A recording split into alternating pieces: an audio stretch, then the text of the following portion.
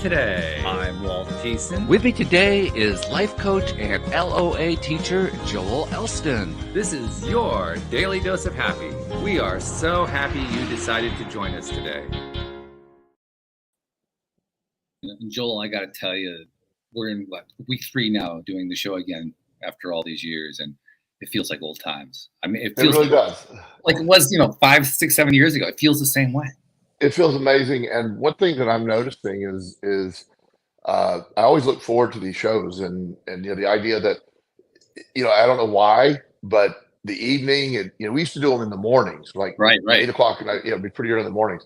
And so this is I like this time, and it's easier to schedule, and I don't know why. I just feel I look forward to it every Tuesday. I don't have a lot going on Tuesday evening. The only night I really have a lot going on, so just fits perfectly. So it's sort of a destination.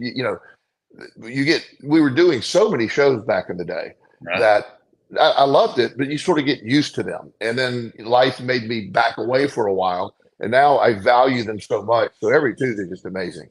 Oh, totally with you on that. And I think you're right. I'm actually thinking about making a shift in the schedule. I haven't announced anything yet because I'm not 100% sure exactly how I want to do it. But I've been doing 5 days a week now for about 4 or 5 years. And I'm thinking I want to scale it back a little bit. I want to make more time to do some other stuff. So kind of playing around with different ideas about when do I reschedule, what days do I do, and so forth. And I'm thinking of moving. I'm thinking of keeping the Monday schedule the way it is with Louie and Anne Marie.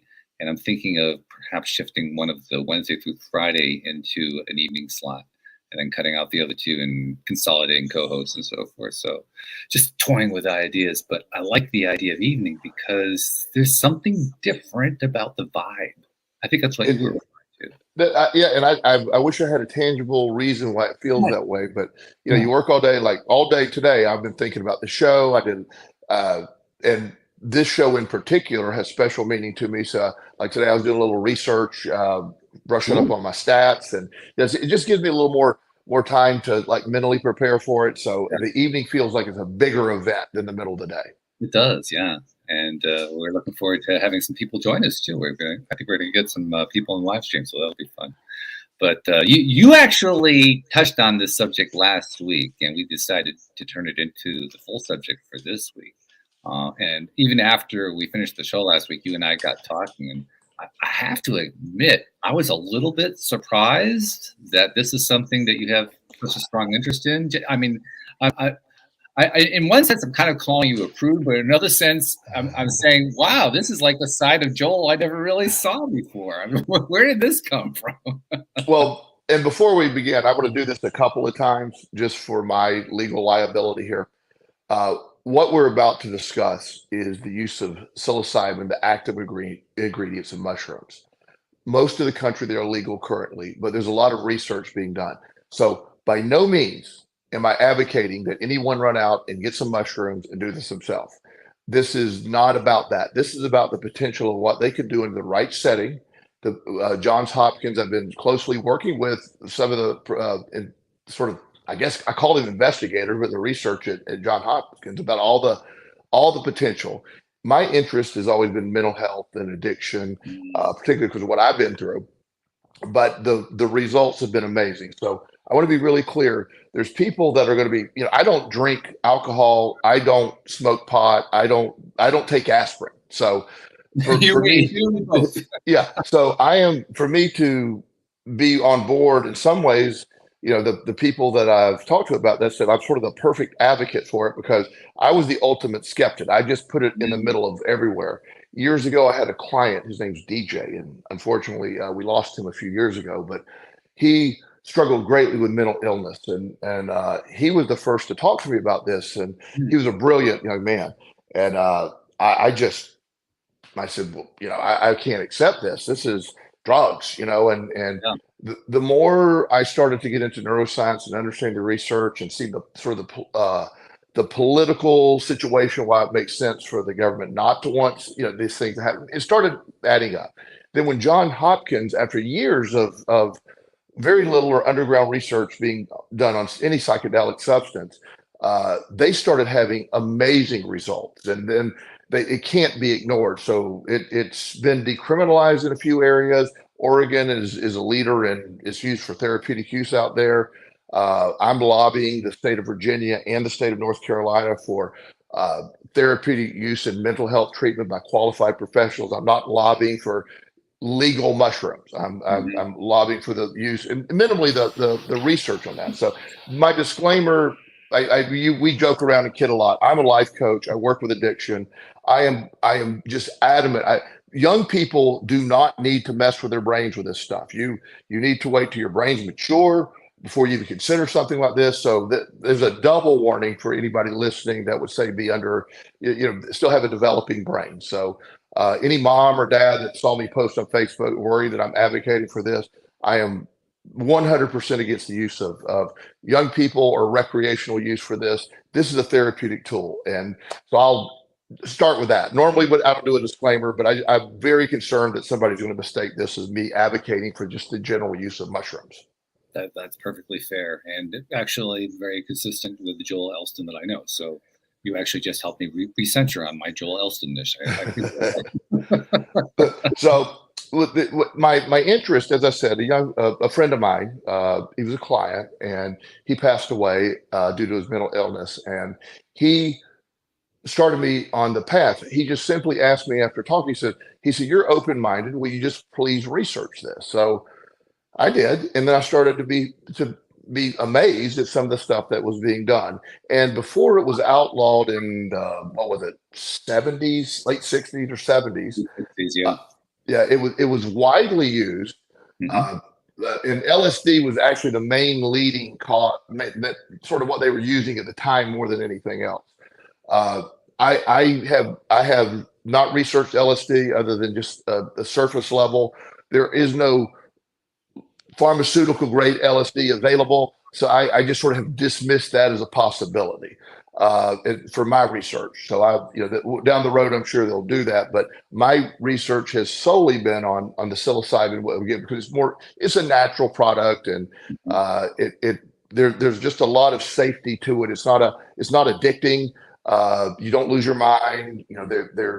There are issues if you have certain mental illnesses that it can exacerbate mental illness. It can go the other way. And as I said earlier, with young people's brain, it can cause development issues. But the thing that caught my attention, Walt, is when I heard how about neuroscience and neuroplasticity. So when I heard that a dose of, a therapeutic dose of magic mushroom or psilocybin can increase your neuroplasticity to that of an 8-year-old child for a short period of time. Now, there's nothing more exciting to me, because if I could hack my brain to always be that would be the happiest person on the planet, living life fully neuroplastic, where I'm just constantly absorbing.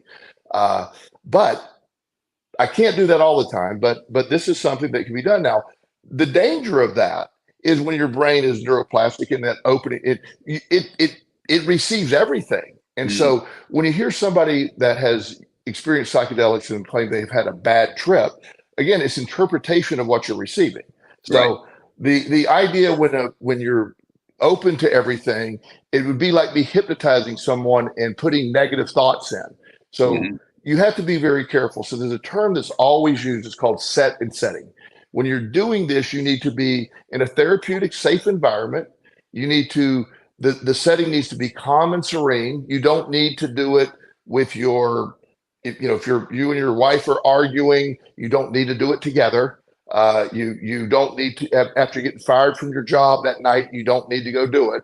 If you're stressed and lost a loved one recently, you got to be very aware that the bad trips, as they said, is just simply your brain not being ready to receive. Everything's perspective based. If I watch a movie, you may like it, I may not. It's all perspective based. When you have these experiences, if you go in very negatively or having negative stuff, you're likely to have a bad trip, and they can be horrifying. So they are just understanding. You can say yes. It's quite terrifying. But you're right. Yes. The safe environment is critically important. Yes. And so emphasizing that. Exactly. So the environment which you do it in. So when you some of the stats that they're talking about, one of my friends actually is a client, is CEO in California, and this is all the CEOs are doing these retreats, psychedelic retreats, and he is, if there is such a level of, he is the most atheist person I've ever known. He is, if there is a level of atheist, he is, it's just, he is just adamant. Oh my gosh, it's just stupidity.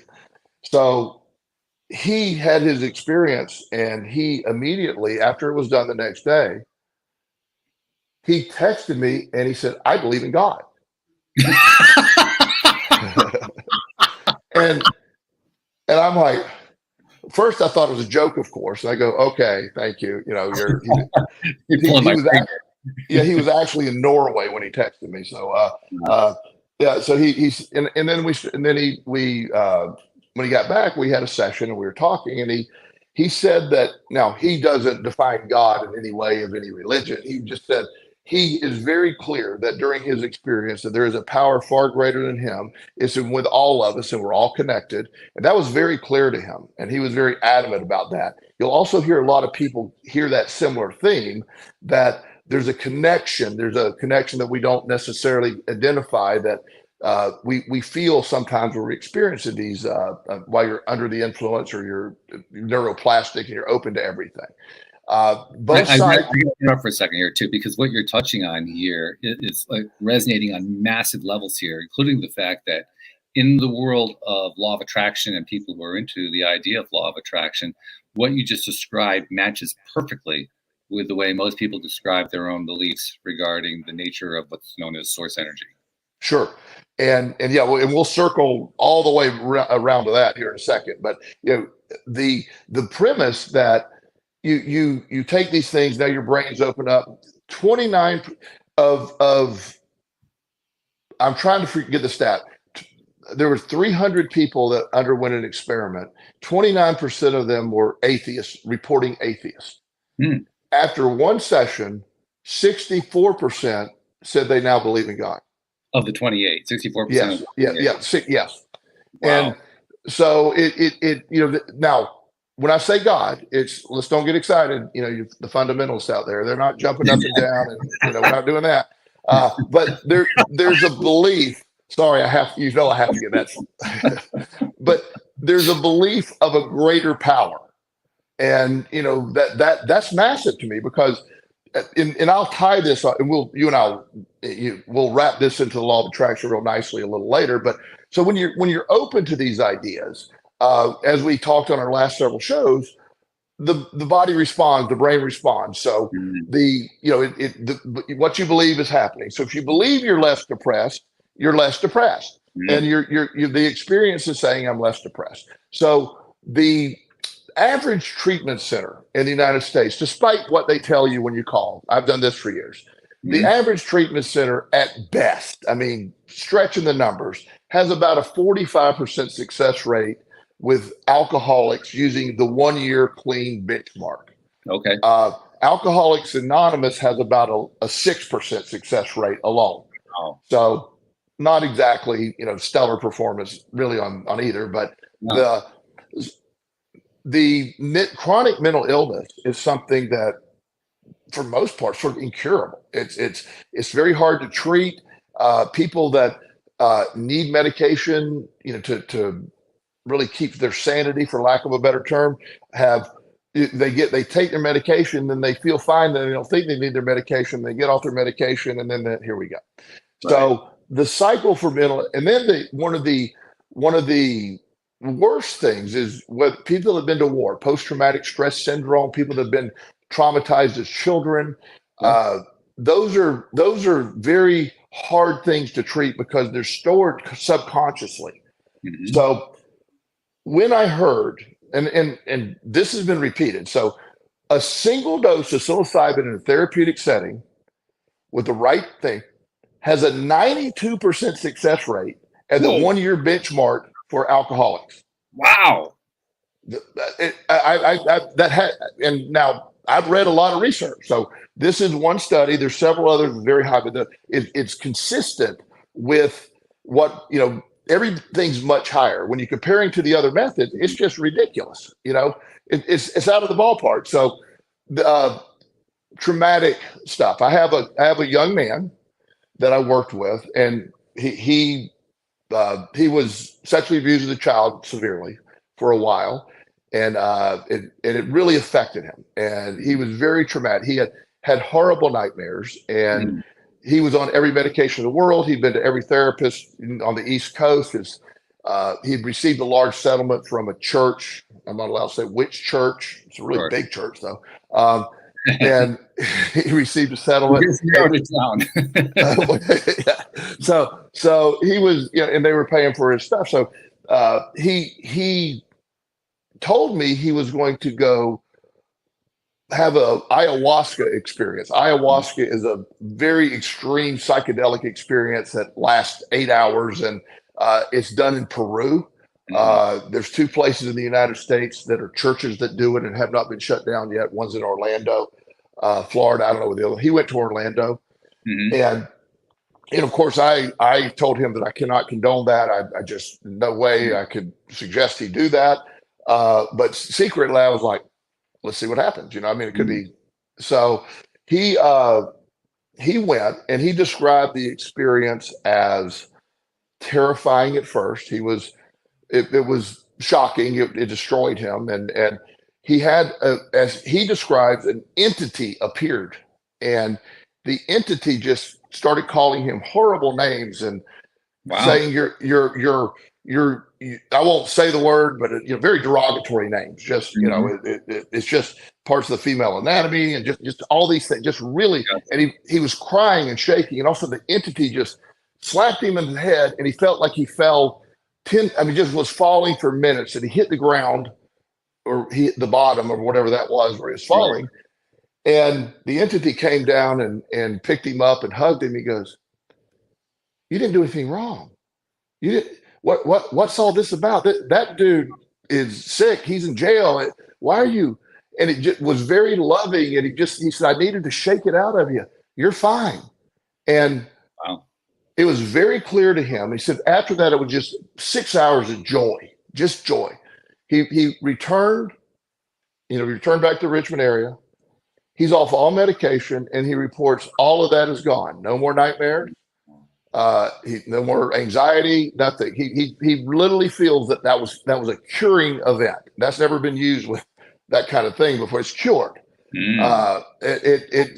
Whatever that, and it was very real to him. Yeah. He's studying actually right now to be a therapist, and he wants to one day use psychedelics in his therapy when we make it legal. So so it has this ability for many people to do things differently, but the neuroplasticity, the reconnecting of things, like depression disconnects the brain. Depression, parts of the connectivity of the brain sort of dissipates during depression. The brain's not active, and that's what it feeds on itself, so to speak. It's sort of a decaying brain. Right. This compound restores those connections. It's amazing. It reconnects them, increases neuroplasticity, increases neuropathways, and it's healing the brain in a way that we never thought could be done. So that's impressive. The model of depression that I'd never have been on board with. I'm not saying for everybody. I'm sure some people benefit by this, but the serotonin deficiency is sort of a way doctors can write a lot of scripts and not do anything. So it's sold as a concept. Well, you're clearly, if your mom dies and you're a child and your mom dies, that's you're depressed is not a serotonin deficiency. Your mom died. Right. So, the idea that we were selling all that. So I never was really on board with that concept for those chemicals, but you can't fight the city hall, so to speak, but for some people they do help. But now you have a compound that potentially rewires the brain. Yeah. It fixes the brain. Now, to be fair, done improperly, it can rewire it the wrong way. So we have to be very cautious when we're talking about all these glowing reviews with it. But when you have a chronic, untreatable mental illness or uh, treatment-resistant addiction or this long-term anxiety or post-traumatic stress stuff, at some point, I think we should get to a place where this is an option. Maybe this isn't the first line of treatment, but at some point having that available, because the results are just amazing. And when you the two movies, How to Change Your Brain and what is it, Fabulous Fungi, I think, is that Fantastic yeah, fun. Yeah. Fantastic Fungi, wonderful films about experiences of people that have gone through this, and explains the biochemical nature of a lot of it, how it works, sort of the history of it all, and how they became illegal and the stigma that was attached to them, and sort of why. It sort of all makes sense when you look at all that. I try not to be a conspiratorialist often, but one of the reasons that if you go see a surgeon, most likely the surgeon's going to say, I think you need surgery. If you go see a chiropractor, he's going to say, I think a few adjustments are going to be necessary, maybe a year's worth of them. Everybody, if you go to a hypnotherapist, you can say, some hypnotherapy is going to do you good. So whatever you go see, everybody has sort of a bias to what they want to do. So when you hear of something that maybe interferes with that, like a pharmaceutical company that is making billions of dollars on some or Prozac or a similar type antidepressant, and then you have something that comes along and you're attaching the name cure to it. It's amazing. They don't like that. Pharmaceutical too. I mean, the stockholders are shaking in their boots. Exactly. So when they hear that, so this is a big concern. And one of the rewriting of history is Bill W., who started Alcoholics Anonymous, and he used LSD in his recovery and was advocating for the use of LSD in his recovery. And they said he went crazy, and they kicked him they deleted the LSD portion and sort of took him out of that part. They never mentioned that in the big book. They don't talk about, some people claim that the 12 steps came to him in a sort of a white light experience. Some people feel that white light experience was him having an LSD trip that we got done. So whether that's true or not, there's a long-term history of people using psychedelics. It goes way back into, way back when you look at it. There's all kinds of theories of the role it may have played in evolution. In fact, I want to be careful. I don't want to get too way out there because we'll run off some people on some concepts, but it's a really deep dive on what potentially this could happen. So I have just spent hours of this in lobbying. I was at our state legislature a few weeks ago, and this lady, one of our representatives, was meeting with me, and I was trying, if I can get there. It's been shot down a few times, so I'm trying to get a vote. Just let's start with research. Let's just any foot in the door. So I have a bunch of evidence, and I was showing her this, and she goes, "Oh my goodness, my father was an alcoholic before he passed away, and he never could find this. Could have been helpful to him." I go, "Exactly." And she mentioned friends, and she said, "Man, this is really impressive stuff." And so I said, "Well, can I count on, if I can get it to a vote, can I count on your vote?" And she goes, "Oh no." And she goes, "The stigma of me voting for that with my constituents I would never get reelected." I go, "Yeah. Oh, so passing something that can save lives and not getting reelected versus getting reelected, and so it's just you fight the. I mean, let's be honest. That's what politics happens. That's of course, yeah. They all do it. So I'm not. I wasn't like, oh my God, I'm shocked. It was like, no big surprise here. Yeah. Yeah, but you see the uphill battle. So getting it done, when you look at the damage that alcohol does to the brain, you look at the stuff that is legally accepted and how addicting, opiates are. I can get on rants about opioids, and how easily they're prescribed. Oh, yeah. And how hard they are to get off of, but yeah, that's safe. That's safe. We won't do that, but a substance that's not addicting and it can be very helpful. Oh no, we can't do that. So again, changing the tide is one of the things we're trying to do with that. But advocating for this has just opened my eyes. I've talked to hundreds of people that have done this. People swear by this whole underground. There's an entire underground of people doing this. There are a lot of therapists that are doing treatment with psychedelics underground as well.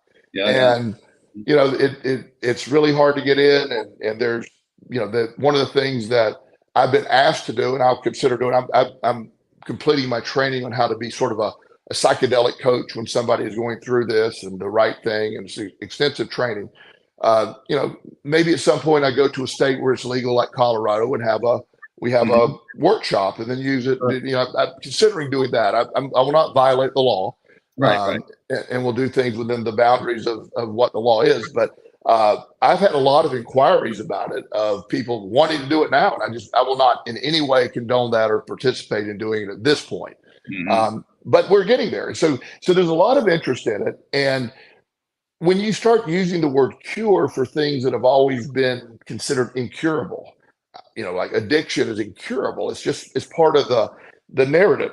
By the way, I've never really agreed with that, but let's just say that's what everybody accepts. And so what if we get to some place where you can literally rewire the brain? Yeah. Well, a few thoughts came to my mind about that. One of the things you mentioned, the neuroplasticity piece, a number of times, and each time that you mention it, I get this thought that keeps coming back to me over and over and over again. Psilocybin, according to the data that you've been able to access and are sharing with us, gives us the ability to increase the neuroplasticity of the brain to that of an 8-year-old, which means very, very neuroplastic. I find that to be encouraging on a number of levels, not the least of which is a law of attraction level. And the reason I say that is that, while I love the fact that psilocybin can do this kind of stuff, I have come to the point in my life where I realize anything that we're able to do with a substance, that's a pointer to we can do it. We can somehow learn to do it without a substance. In other words, the capability is already there. We just haven't pulled it out yet. And I'm not saying that we have that available to us right now. It's like, we haven't figured. We actually do. We actually do. Okay. Yeah. Well, enlighten us. Tell me. Heliotropic breath work. Okay. It is an intense form of breathing that it's very aggressive breathing. You have to be laying down, and you can force the brain to release a massive amount of DMT doing that. DMT, which is, I can't say the name, but DMT is a psychedelic that is very intense, and we have it in our body. And a lot of people think near-death experiences are where DMT is released, and that creates that movie of your life. I don't know if all that's true or not, but DMT is very powerful.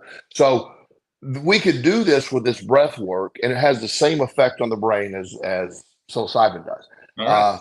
But getting there is, I've tried to do it, the breathing, and it's like, oh, wow. I mean, it would take me maybe a month of work to, be able to breathe that intensely. And I'm in great shape. So you have to train the lungs and stuff to do it. But you're right. The idea of being able to induce these states without the use of any substance is always my favorite, and it's now on the table. I think we can honestly say it's definitely on the table at this point. And that's exciting. Because that means we're really close as a species to kind of unleashing that. Yes. We're going through a period of time right now where there's a lot of shift that has been going on. Yes. Spiritual shift, energetic shift, people's understanding, all kinds of stuff is shifting. And that sounds like that's part of that shift. So I find that really, really encouraging. Right. It is. It's amazing. And so there is, when, I grew up in crazy. I mean, as I always tell, my alcoholic grandfather was a brutal human being. My biological father wasn't a bad guy, just a horrible compulsive gambler that stole all of our money all the time. And we ended up homeless. And ironically ended up living with the alcoholic grandfather who just regularly beat my grandmother. So it was not really, a great childhood from that perspective. So to be born into mental illness and addiction, I believe that's sort of the calling of my life. And, that's how I choose to view that. That's why I do what I do. And I'm driven by that. And I saw what it does to a family. I know what my own addiction did to my family and did to my life. And I also know what my recovery has allowed me to do. So I think this is my reason for being here. So when I discover these type things that can take it to another level, I was one of the first people that sounds arrogant when I say that. But I've advocated, I used to treat heroin addicts with exercise, basically. green smoothies and exercise and a lot of throwing up. That's what we would do. Interesting little protocol there. Yeah, but I mean, they didn't. And give me about 10 days and you're good. You know, you don't have to be on Suboxone, and you know, it was brutal but effective. So you know, I believe the body can heal itself. I believe that you know, I'm not opposed. If I have a deadly infection, I am not going to go, my body will heal that. I'm going to go take some antibiotics. Let's be fair. Mm-hmm. If my appendix is about to burst, I'm not going to try to meditate that away. I'm going to go get that thing cut out. So, yeah, I think there's a good reason for that. I mean, not only is there a practical reason for it, but the practical reason I think we can tie to a very simple concept, which is we humans are, like I said, we're in this phase right now where we're doing a lot of steps forward, a lot of development. But in terms of the overall, I guess you could call it the expanse of you know, how far can we go with our development? We're still kind of in the kindergarten stage. Absolutely. And we're just beginning to learn how to do all this stuff. So there's no shame in the idea, well, I need some help because I'm still a kindergartner. Well, yeah. The mind, you know, the mind and the brain we are just now scratching the surface of the power of it and the connection between the mind and the brain, and how it all goes together and what the body and the mind is capable of. We have a lot of evolving to do, I believe, particularly in the brain, and we're learning at a rapid pace. You know, as fast as this is happening, it's super exciting to me. And we have a lot of people. What I love is the young people. You hear a lot of negative things about our younger generations, but they're out there pushing the bar. They're out there. Oh, they are. Yeah. And I'm very impressed with, you know, we're not going to accept it the old way, guys. Sorry. I mean, you know, and there's a lot of people that bothers, but you know, when it comes to, you know, that's a good thing. I think the fact that it bothers people, that to me is very similar to, say, when you and I were kids, and we can think back to the people who were the elders at that point, and a lot of things they were talking about, the elders were talking about at that point. Today we would call it insane, but then it was normal, you know. So right. So it was necessary for our stuff to come through, and now it's necessary for the next generation stuff to come through, because that's how the whole race improves. I remember when my mom thought that Hotel California was Satan worship song. And I was forbidden to listen to Hotel California, which of course made me go buy the album. Of course, yeah. You bought out the set. I mean, and you know, Hotel California is now elevator music. You know, it's just background. You know, it's the stuff that was outrageous when I was a kid is nothing now. You know, and there's stuff I'll see going, oh, that's outrageous, and 20 years from now we're gonna be like, nah, that's nothing. So the pushing the bar, evolution, change is inevitable. Growth requires change. I am, you know, and not all change is great. I'm not claiming it is. I am saying that we're going to be changing, and those that resist change are always the ones that are, you know, miserable, because the way I did it when I was 15, life was better. And I'm like, was it? You know, because, you know, your perspective is sort of skewed. We have a way of looking backwards and say, oh yeah, things are much better then. And it you know, I had one of my clients the other day. He's a young male. He's gay, and his dad was saying, you know, back in the 60s, things were, when it went crazy, because in the 50s, my dad had things perfect. And he goes, if you were white, middle class, things were great, Dad. You know, gay or black, we weren't faring too well back then. You know, and so again, everything's perspective based. You know, I have some of my professional athletes I work with, you know, grew up in the inner city. Their perspective of the United States is much different than the perspective I have, because we grew up in different parts of the country and totally different environments. So, so all of this is changing forward. The young people are really pushing this. They want different answers. They want to, you know, like I heard the other day, somebody said that the government's trying to, or is going to cancel Bitcoin. I go, they can't, you know, and that's what scares them. They can't. They can't. And the young people know that. It's not going to get them very far. No, it's going to end up. It's going to end up. You know. And so I just love the idea of change, of the stuff that's moving forward. And I said, I'm not loving all change. So this is an evolution. As we learn that, we're evolving and our brain's evolving, and we discover the interruption, the psychedelic research, Timothy Leary and those guys, back in the day, was really on track. If that wasn't interrupted for 20 something years, we would have some amazing discoveries, but it was literally put to stop. It was stopped because of the perceived counterculture that was coming along, the change of everything. And, you had a bunch of people that are going, we're not going to go over and fight in a war. Why? Who are these people? And they started standing up, and the government said it's LSD's fault because these people are now aware of all that. And they said, we got to get rid of LSD.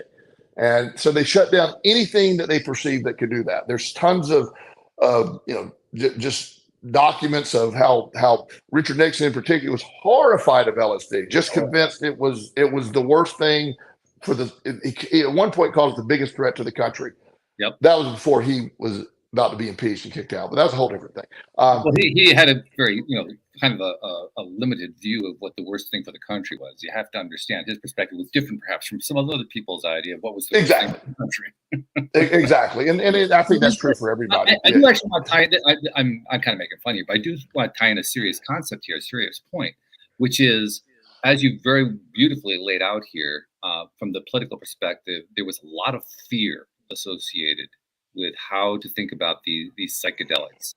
Yes. And fear was exacerbated by a political process and all that kind of thing. But it was a very deep down fear. And you were you were mentioning earlier in the show how a so-called bad trip is a bad trip because of what your mindset is. I just can't help but see the parallel here, because what did we go through in the 1970s and 1980s? We went through a bad trip.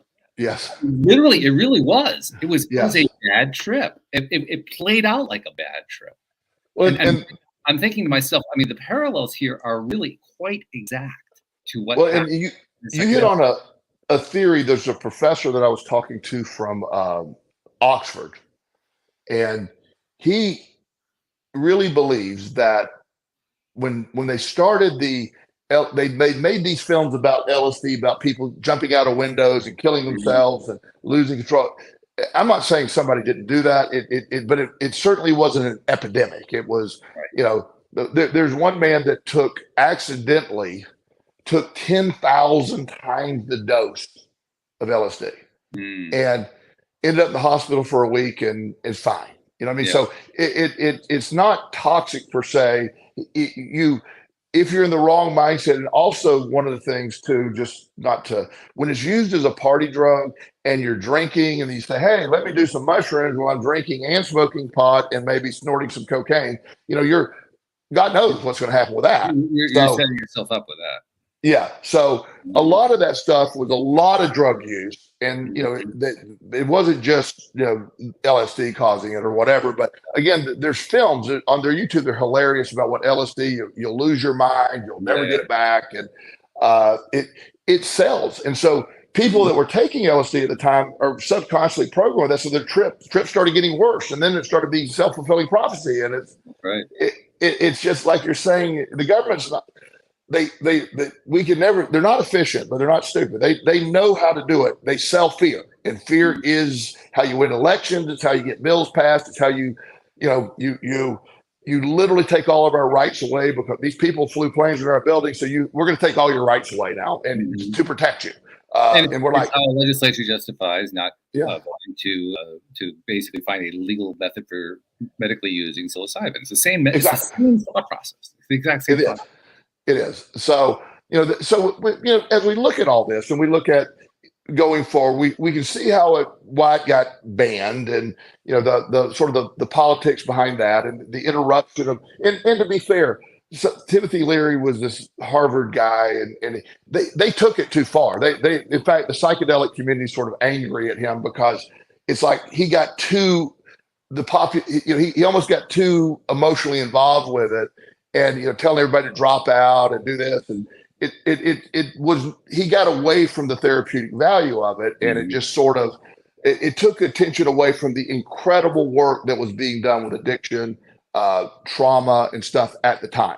So you had some bad players in this, or they took it personally and they just started.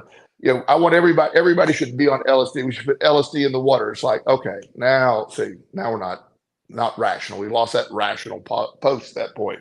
So that's how we got there. But with that's what one of the most renowned names in medicine is Johns Hopkins University. They're renowned, and I am so glad that they're the ones that took up this first drive. There's tons of universities on board now, but Johns Hopkins, something that level had to take this up, because anybody else was going to be criticized, but Johns Hopkins is impeachable. They're doing it very professionally. They're doing it.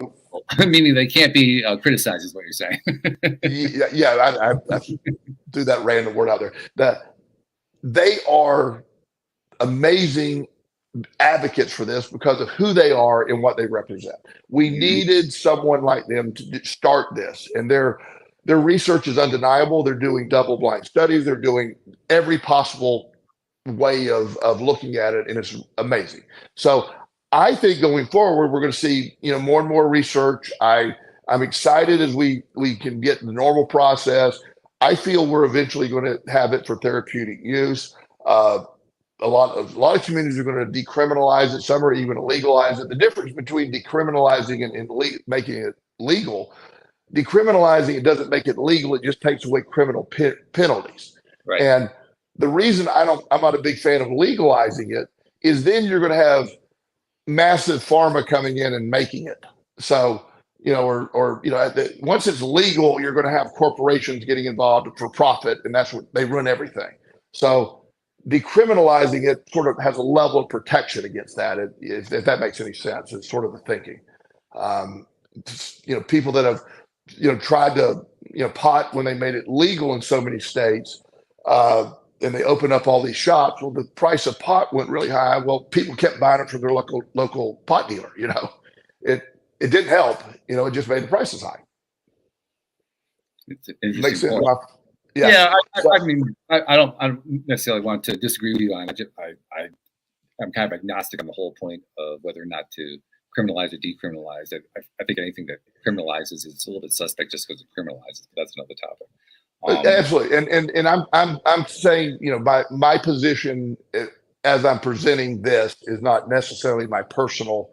We feel the similar way, but I'm talking about what my group is, what we're presenting to make it as palatable as possible as we're selling this. Yeah, if that makes sense. So that leads me to go ahead. Go ahead. No, go ahead. Finish your thought.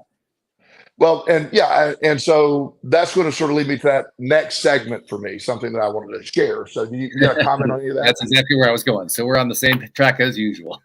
Yes. So how much time do we have left? We got about 18 minutes, but we're not tied down to an hour exactly, so we're fine. Okay. So after all this research, I decided, and I've never shared this publicly. I have some friends that know this, and I decided I have to try this, and I was going to do it in a setting that it was legal. So I went to a state or a district that was not criminal, and I have a therapist that's trained in this that met me there. She's a friend, and we walked through this, and I was scared to death. I have a history of mental illness in my family. I didn't know if this was going to send me into a mental illness spiral. And yet, before you get started, I want to touch that point for a moment here. You were scared to death. You did it anyway. Why did you do it if you were scared? Well, I did. By the time I did it, I wasn't scared. My initial saying I'm going to do it, I was scared. I was scared of it. But she wasn't going to. The therapist was not going to allow me to do it till I was satisfied and not scared of it. And she screened me with mental illness, and she went through all the process. And she said, you're a good candidate. You have a lot of trauma. She said, I don't see mental illness in you. You've had a lot of trauma that played out sort of as a situational mental illness, but you don't have any chronic mental illness that would be affected by this. You've dealt with addiction and depression and anxiety. And I currently have really none of those, but because of the trauma, and also I lost my son TJ in 2014. So that's traumatic. And so, it's something that I was concerned, how will that appear while Right. I'm going through this experience? So so I'm up there. We got her office is a beautiful office, great view of the city. And we started this about 5 o'clock at night because in the evening, because her view is the evening is better. You get to see the lights. It has a different effect. So, Mhm. so we started it. I took 3.5 grams of magic mushroom, which is considered a therapeutic dose. I'm a bigger guy, so most people maybe start with 2, but she felt with a lot of my sort of meditation and stuff like that, I'd probably be fine with 3.5, and I certainly was. So, so I took it. There's a term called lemon tech where you use a little lemon juice to dilute it because it tastes like bad. It's not good. So you want to, plus the lemon, something about the lemon speeds it up. Allegedly, it makes it happen faster. So, I took my shot of lemon juice with the 3.5 grams of ground up mushroom in there, and we sat down and we just started talking. And there was a Bill Burr. Do you know the comedian Bill Burr? I don't really know his stuff, but yeah, he's hilarious. And so his show happened to be on in the background. So I just my attention sort of faded to that. And she's a believer that while you're waiting for this process, laughing is a wonderful way to make sure that intention is there. So I love comedy. I have a weird sense of humor. If you see me on Facebook, it's very weird. Years of talking shows with you tells me just how weird it is. So I'm totally yes, it is. Yeah, it's great. So I started watching that, and it was really good. But for 45 minutes or so, I didn't really feel anything. And in fact, I was beginning to wonder. I was like, "Well, am I immune to this, or do I need more?" That's right. Yeah. And she goes, "No, just hold it." And so the first thing I felt was my face. It was like I started doing this one. Ooh, that feels rubbery. So so it felt with that, and then we turned off the TV, and her role is she's there. She goes into the background at that point when it starts. Okay, she's just there if I need her. She said, if you want to talk. I had an eye shade that I could listen to. There's Johns Hopkins has music that you specifically listen to during these. Also, there's plenty of playlists on Spotify, YouTube that literally called trip music, special music that's intended to play. So usually very soothing, a good beat. Classical music can be really good. It could be anything. So I was listening to it, and it felt. I started with euphoria. I was giggling, but not in a out of control way. I never lost touch with the reality at all. I was always aware. I knew what was happening.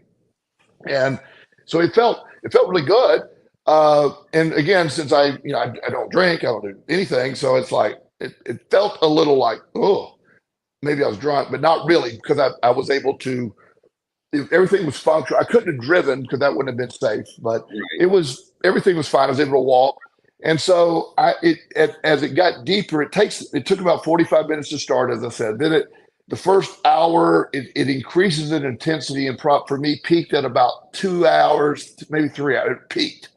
And when it got really peaked, I would close my eyes and I would see all kinds of visuals, beautiful visuals. I walked down on the balcony. The stars, I had never seen the stars like that. They looked like they were moving and throbbing and pulsating, and it was amazing. And I was just fascinated with that. But and again, she was standing by the side, and she said, "If you would like for me to speak, tell me to. You can say whatever you want to say." And I said, "I'm good." And so I went back in. I put the sleep mask on just so I could see. That was my favorite time, because with my eyes closed, amazing things were happening. I was listening to this bizarre heavy beat music that I would never listen to in any other condition. And it was just the visuals were matching the beat. It felt amazing. And so my set in setting, my intentions, I had 5 intentions before I started. Oh, what were the And intentions? the I wanted to make sure that I've totally grieved TJ, and I wanted to make sure that was healthy. I wanted to. I have a tendency, even though I don't deal with anxiety, I tend to overthink things. My ADHD is a very overthinking brain. I was hoping to be able to, figure out a way to slow that down a tick or two. I don't want to get rid of it all the way, but I am pretty extra sometimes, as you know. It's like Okay. let's back that down a little bit. That was one of them. Sure.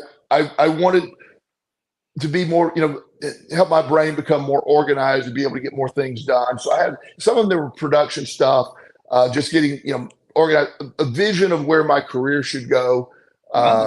And, just I was asking for those things. You never, so the first thing that came up that felt therapeutic or felt, again, this is just joyful in there. And all of a sudden, all this is taking place. And then all of a sudden, right in front of my face is TJ's face. Wow. TJ at 14. He passed away at 23, but I always think of him as 14. That's just, I don't know why. It's when I have most of his pictures. He wouldn't let me take pictures later. So I just think of him as 14.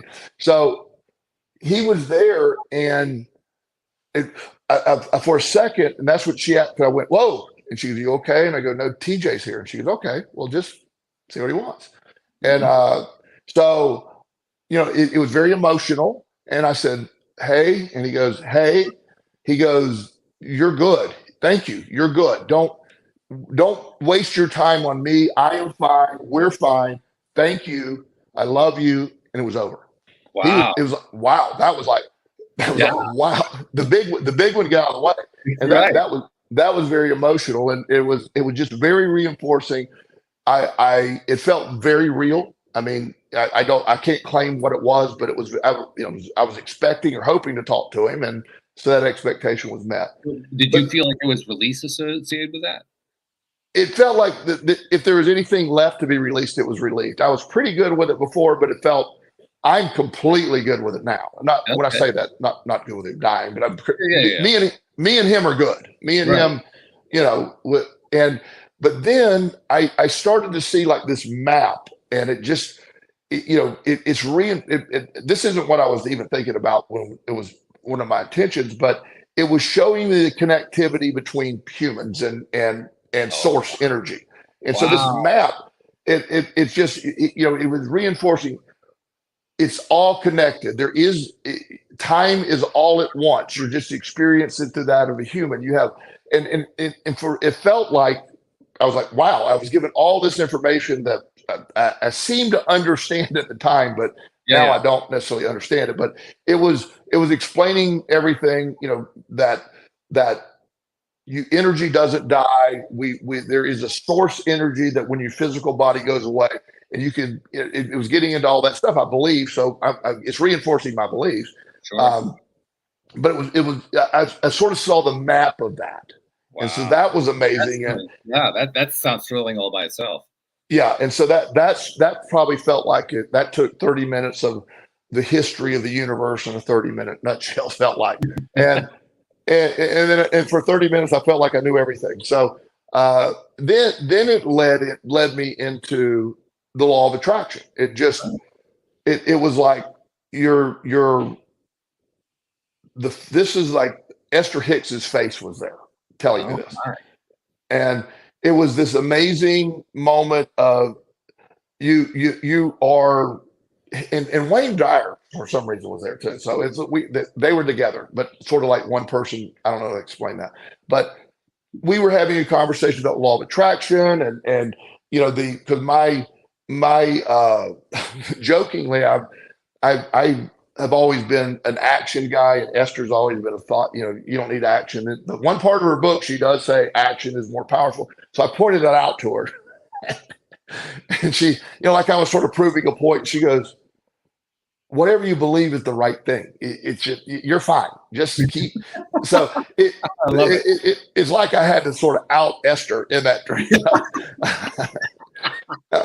But the energy, it was just reinforced that everything that I have thought and is just there. It was completely reinforced as fact. It was amazing. So I love that. And before we move on this, I want to ask you one thing. You mentioned Wayne Dyer being there. Are you aware of the recordings that were made between Abraham and Wayne Dyer? Yes. Yeah, I was wondering if that may have played a role in some way. Yeah, I'm sure it did, because he actually did the foreword of one of the books. So yeah, he's I love him. He's a great guy. He passed away 2 or 3 years ago, something like that. Yeah. So he didn't say anything, but she and I had the conversation. So anyway, that was interesting. And there's I have some stuff that I'm just sort of relationship stuff that was really sort of clarified for me. It was really good. The funny thing is, I had this old girlfriend from, I don't know, 10 or 15 years ago. When we broke up, it was my fault, according to her, that we broke up. So, but when we did, she had this, I forget the line, but she gave me the line like, it was like the perfect exit line. I had no comeback. And so this has been years ago. So in the middle of my travel going, I've got the perfect comeback. I need to text her. So my friend said, no, we're not texting anybody. If you think that's a good idea tomorrow, please do, but not tonight. So I thank her weekly for that, because that's doing her job. That's what she was there for. Yeah, because for some reason that is such an obscure little piece of my life. Why that popped up, I don't know. And but I have some, I have some like relationship stuff I just sort of unclear of, help really narrow me down on what am I trying to do, because I just have so many directions I'm going on, and also just help me what is the order of things, let's keep working on this, let's keep working on that, because I get so distracted with so many side things, so it was very therapeutic. It was very fun.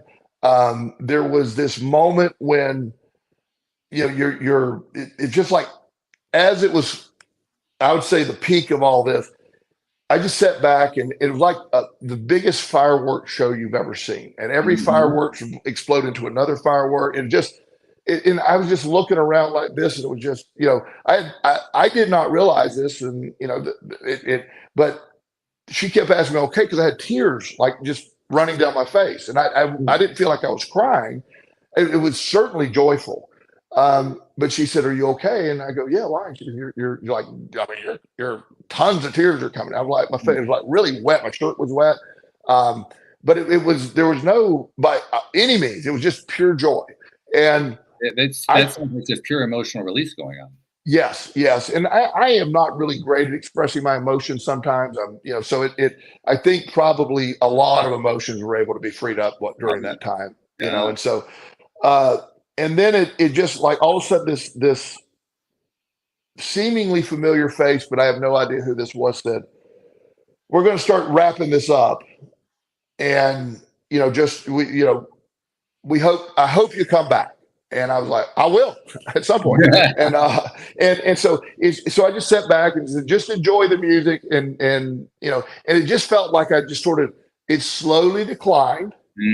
And it was, finally I got to a place where it was like, I'm like, this is probably a 4-hour mark, 4.5-hour mark. And so my friend's like, "Are you good?" And I go, "I'm amazing." And we were able to have a conversation. I was still lightly in it, but certainly not deep in it. Right. I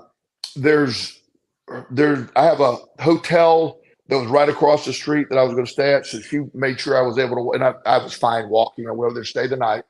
And the next morning we met for breakfast, and it was everything was super bright in the morning. It was like very intense. It was beautiful morning. Food tasted great. Yeah. It was like, no feeling of hangover, brain fog. It was amazing. And that, I say for a week or two, I felt I'm not depressed, but I just felt even more up than my normal self. It was just, really almost a joyful way of living for a couple of weeks. So it was something that I was grateful to do. It was very emotional. It was very, just shockingly pleasant. And I do think the things I were working on, a better, my ADHD is probably improved to some degree. I feel that. My overthinking is way better. Really? It's way better because I can get, and when I say overthink, I can get stuck on just the most random waste of time thought and spend hours on it. You know what I mean? It's like, You know the feeling. yeah. So I'm able to say, okay, back to reality. Let's go. And I can cut that off much faster than I used to be able to cut that off. And Nice. so it's just been, for me, it was amazing. The reinforcement that all my work, all the journey, I thought I was going to be, I've had a lot of stuff happen. And I thought if anybody's going to have a bad trip, it's probably going to be me. I was worried about them. I was getting tore up in there. And it was just nothing but reinforcement of joy. Like I said, TJ was like the first thing, and he was really loving and just, let's don't waste our time on me. I'm great. I'm glad you're here. Just do this. And, so he seeing him, because I didn't know how that. Of course, now when he was talking, I was crying then, Sure. but I was feeling that. But it was wow. But all of it was just, and that's like over 4 hours, and some of it was just silly. It's like you're watching things bounce all around. I can't even describe it, geometrical craziness and but this the one of the things they always say is that, and I asked her if this is true. She said, I had to use the restroom during the middle of this, and I was able. She has she wanted me to use a walker, and I'm not using a walker. So let's be clear, I'm not doing that. But but I've held on the walls I walk, and she said a lot of people say you're not supposed to look into the mirror, and of course, there's no better way to get Joel to look into the mirror than tell him don't look in the mirror. Right? Yeah. So I looked in the mirror and I was good. So I don't know what that was about that people say that, but it was. I looked very happy and said I feel great, and used the bathroom, went back to my recliner and enjoyed the experience. But as I'm saying, this is, I'm a mature brain. I have my life together. I chose to do this. First of all, for some of my trauma with TJ, to make sure all that's cleared up. But the main reason I did it, to be honest, is if I'm going to advocate for this, I need to know what this is about. Sure. And the people that think this is some type, in no means do I feel this is a drug in a traditional sense. I had no craving. It isn't like, if I already know I'm a heroin addict. Never did it, but I already know. I mean, I don't need to do heroin. No, I'm a heroin addict. So, that's just the way my brain works. But this is like, no, I'm good. I don't need to do this. And I'm not saying I won't ever do this again, but this was not something that I wanted to rush out and do again. This is something that I said, I may do it in a really special setting. I have a client who's exceptionally wealthy he went to Norway, rented a glass igloo, and watched the lights while he was experiencing a psilocybin trip. That's yeah. And so, I mean, I'm going to have maybe have one of those destination trips at some point and do it, but this is not a regular thing that I do. Right. But I needed to do it, and it was one of the most fascinating things. And I'm very spiritual. I believe in a higher power, a higher energy, or whatever that term is. We think similar, I believe. So all it did was reinforce that. I didn't have any awakenings there. It just simply said, you're good. You're on point. It's just everything you believe is right. Yeah, that map you talked about, when you talked about that was intriguing. That was really intriguing. Yeah. So the map, and I tried to draw the map, and of course, I'm terrible.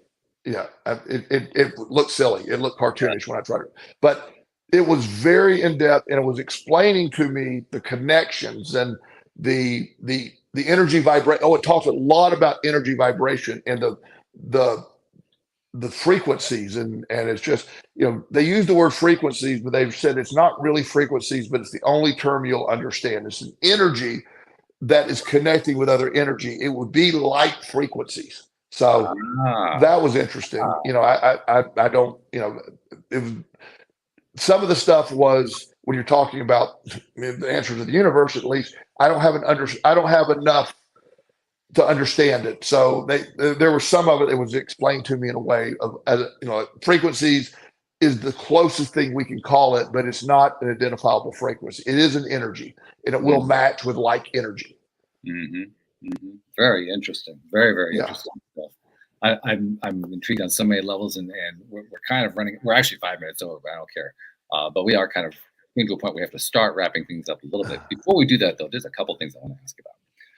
You made reference earlier to the story of the person who went through the ayahuasca experiments, and last week you told me a story about another person. I think it was a different person who had a heroin situation. Yes. Can you rehash that story? I mean, I think that's one of the most amazing stories. This is the first time this is when I first discovered this concept. Several years ago, and my timing's off here, so I don't want to get messed up with dates. This young lady showed up, and her mom brought her to me, and one of the local doctors said, "Go see Joel. He might have an answer." She'd been to every therapist. Her parents had spent a fortune. I think the number was $2 million. It was close to $2 million. There's a lot of money. They were trying to get, they had plenty of money, but they couldn't. Nobody had that much money to keep paying that. She was on, her tolerance to heroin was on, half the dose she was on would kill me instantly. It was just, it was a massive dose, probably a $600 to $700 a day habit. To study is still alive. I mean, that's the part that just is incredible. And she was at a point that it wasn't even really getting her high.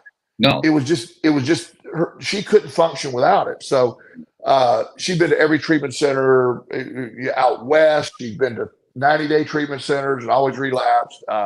She did a lot of things to get her drugs that she wasn't very proud of. She was a very attractive, young lady from the upper middle class, wealthy family. Was scheduled to go to University of Virginia and just all this stuff. And so I said, this is beyond my scope of being able to help you. I said, however, I'm going to give you some information that you can follow up on. I'm not advocating it because it'd be against the law for me to even advocate this, but there's a place in Peru that does an ayahuasca ceremony, and I explained what that was, and they've had great success with addiction, and it was an out there concept. I said, so here's the number of the guy. There's a guy in the United States that arranged the trips, and she said, what do you think? And I go, I can't say do it, but I can tell you if you don't do something, she's going to die. So this isn't sustainable. And so she did. They called. They arranged to go down there. They literally had to go down, I think, the Amazon to, like down the river, to go to this area, and they were scared to death, but it turned out to be very safe. And so they go to the ceremony, and the ceremony is a 3-day ceremony. It starts with the night before. They give her a little sample to see that she didn't have an allergic reaction. So they did that, but it's a very minor experience. And so the next morning at 10 o'clock in the morning, they have a ritual. They have they cleanse the air with tobacco, and they do things. And so you drink this ayahuasca, which is nasty. It's a combination of 3 or 4 plants, and it releases DMT, but at an 8-hour interval. It's just like a massive, crazy dream state almost. And so she took that, and everybody, when you drink that, you throw up. You throw up, and then the experience begins. So she explained the experience to me that was just 8 hours. At first, it was hell. It was all her stuff. Remembering, she, during the process of all this, she's been raped several times. She did a lot of things that she wasn't proud of over that. To get her drugs, and so she had to relive all that like it was a punishment. But then a similar experience. The other guy, then there this traveler, she called it, shows up and gave her a hug and said, "We're going to fix this." And she claims that she was inside of her brain with this man touching the inside of her brain, healing every area of the brain, Wow. relieving her of that. That's what she saw. And that went on for most of the time. And every time he would touch a part of her brain, that would bring back another memory. And he would then calm her down, saying, we're fine. And so she felt her brain healing. She claims my brain was healing during this Yeah. process. So this goes on for about 8 hours. They go back up the river um, to the hotel, and they stayed that night at the hotel. The mom had brought some Suboxone, and they had actually, I mean, to be honest with you, got some heroin in case she needed it. You know what I mean? Just And tell people who don't know what the Suboxone is, what is that all about? Suboxone is a drug that helps alleviate withdrawal symptoms from heroin. Mm-hmm. It doesn't really get you high. It has an opiate antagonist into it, but it's once you're on that, you sort of become addicted to that. So it's not always the best. It's better than heroin, but it's just a step. It's another thing to be addicted to. So the next morning she wakes up, and the mom said, do you need any medicine? And she goes, no, shockingly, I don't. And she goes, do you want a cigarette? And she goes, no, actually, I don't want a cigarette either. Can I have some food? And she never ate breakfast. So they had some eggs, and she had some melon. And her mom said she ate like 7 eggs and melon. She's like, wow, rough experience. And so the whole time she said, well, do you need any medicine? Do you need a cigarette? No, I'm good. So they went and got back on the plane. They went back, and the whole day she didn't crave anything. Which is, again, to understand the drug is just, I can't explain how amazing that is. So they got back late on a Sunday night. So they had Monday, she gets up and she had an appointment with one of the doctors in town. She called and canceled the appointment, said, I'm good. I'm good.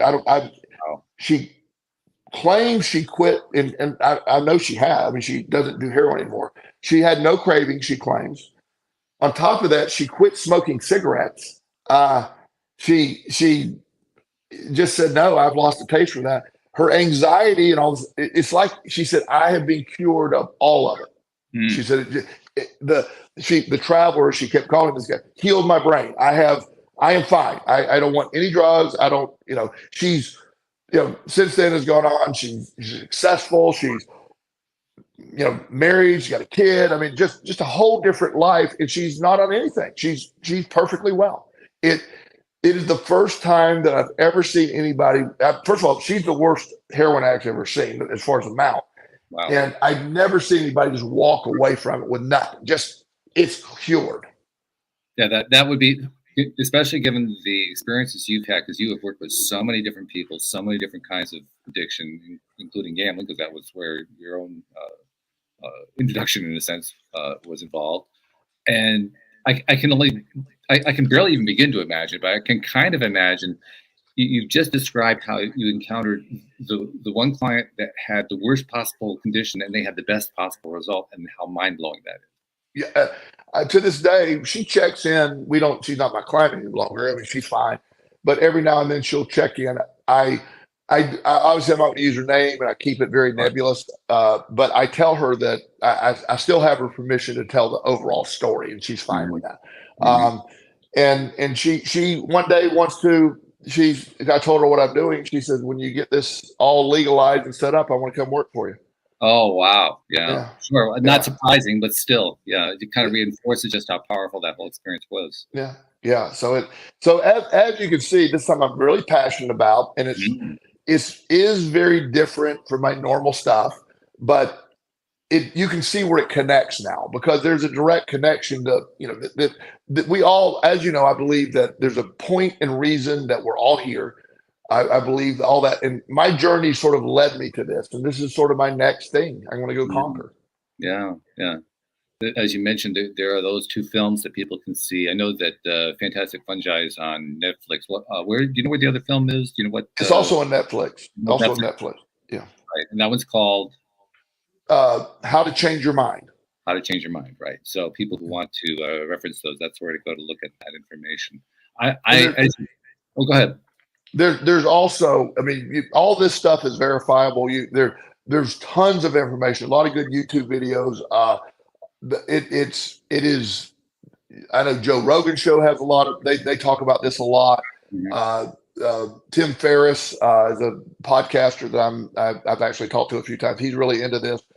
There, a lot of these guys are into it, and these are solid guys that are looking for different ways. And it's just a lot of information. I always encourage people to research the heck out of anything, and under no circumstances, please don't use this stuff without the right setting and the right people around you. I can second that one, and I can even throw in my own personal in that. When I was in my 20s, I was one of those college kids who experimented with a lot of these things, and I wouldn't recommend any of them. But I do recall one thing, and it ties in quite beautifully to the story you've been sharing with us today. I remember somebody talking about magic mushrooms. I never tried them. I never got that particular experience. And the comment they made to me was that psilocybin was a very spiritual experience. And when you and I were talking last week, you described it as a very spiritual experience. I thought, whoa, that's really interesting. He used the exact same word that my friend from 45 years ago used to describe the exact same thing. So that's one piece. The other piece that stuck with me, I did have a couple of LSD experiences. You and I talked about that. And again, I wouldn't recommend the LSD, but the psilocybin does sound interesting for a therapeutic purpose.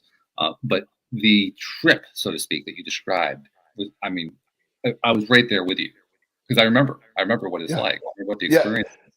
Yeah, it's something that I'm the most unlikely person to be an advocate for this because of where I'm at, but having experience and understanding it, I would when we're able, I'm really going to the people that need it are going to be able to get this. And one of the problems that as anything like this that comes along in medicine is the problem is to do it right. I need to have in the building, I need to have a medical doctor on staff at all times. I need to have a trip sitter, as they call it, somebody there to make sure. And I also need a nurse there. So somebody has to sit with each client for at least 5 hours.